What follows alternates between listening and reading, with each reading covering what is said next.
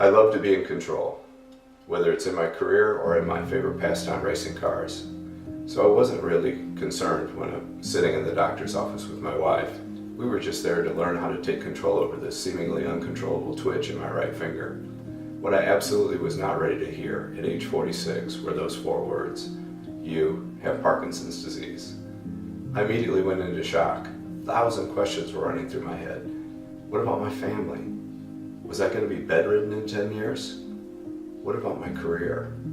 Would I have to stop driving? What the heck is Parkinson's anyway?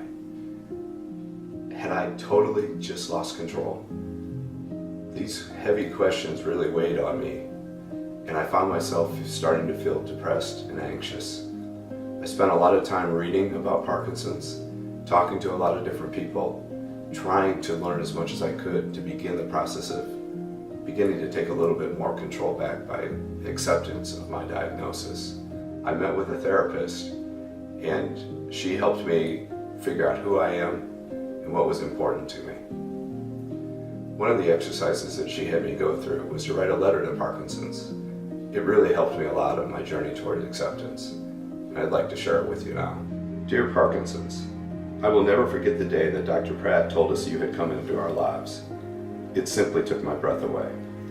The shock and pain are smaller now, but it is still not easy.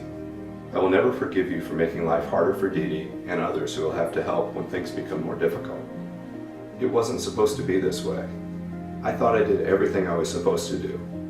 I studied and I worked very hard. Things were supposed to be different from my retirement years. I'm slowly coming to terms with you. I still have bad days and I still get angry. Please be patient with me. I still struggle with, why me? I don't want to ask for much. Please just make the progression go slowly. I want to be able to have good years with my grandkids. I know they will accept me for who I am regardless. However, it will help me if I'm able to play with them when they are young. To paraphrase Michael J. Fox, I am lucky, I truly am. With Dee Dee by my side, we will win this challenge. Without her, I'm afraid you'd have won. My kids don't fully understand what your present means, and frankly to that point I'm not sure I fully do yet either. But please don't make it difficult for them. I know I will find a way to help others who will meet you after me.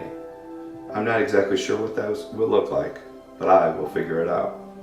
I am not yet ready to share you joining my life with everyone. I will get there in time, but I'm not ready to talk about you more than I have to. I will get there. I know I will. In short, I will not let you control my life. You have the upper hand. I know that. I will work hard at my health and do whatever it takes to help slow your control over my body. I am stubborn and impatient. You will have to deal with that. Ned. Michael J. Fox is correct when he says that acceptance does not mean resignation. It just means something is what it is, and there has to be some way to work through it. I was still me, just now with PD. Full acceptance for me was realizing that while I'm not happy I have Parkinson's, it's okay that I do. So now that I have acceptance, how do I find a way to work through it? I determined that I needed to reduce stress and exercise a lot more. To regain control, I needed to redefine what success meant to me. Was it a successful business career or a well-lived life?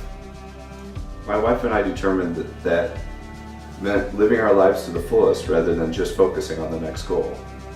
For us, that meant retiring to regain some control. I increased my exercise routine immediately after retiring and began to feel better. We were enjoying our lives and finding ourselves significantly less stressed. The plan was working. At the same time, I realized an important part of maintaining control is doing something that you love, and that increases your confidence. Parkinson's really tries hard to take away control and confidence. Doing something that makes you happy helps to reduce Parkinson's impact. For me, that continues to be my automotive hobby. I meet with a friend from high school every week and we restore cars together. I still autocross and drive my car in track days on road courses. Additionally, a friend introduced me to Rock City Boxing, and I co-founded an affiliate in Peoria, helping myself and others with Parkinson's fight back against their symptoms through camaraderie and intense physical exercise. The Rocksteady and Parkinson's communities have increased my passion for physical challenge, and I have been part of Thanksgiving, running, and even various social media challenges. Some say I have a borderline obsession with the speed bag and learning new skills. My daily focus is now helping people cope with their diagnosis and regaining control of their lives, which is a long way away from my button-down accounting career. But I've never been more fulfilled or, ironically, more in control, even though I have a disease that does everything in its power to take control away from me. Parkinson's does not define me. I am Ned, just Ned. I have a passion for all things automotive. I am a husband, a father, a son, a brother, and a rock-steady boxing coach. I happen to have Parkinson's, but it does not have me. To paraphrase Michael J. Fox, I retired from my career to start my life's work. I wouldn't change a thing. Well, maybe just that one bit about having Parkinson's disease.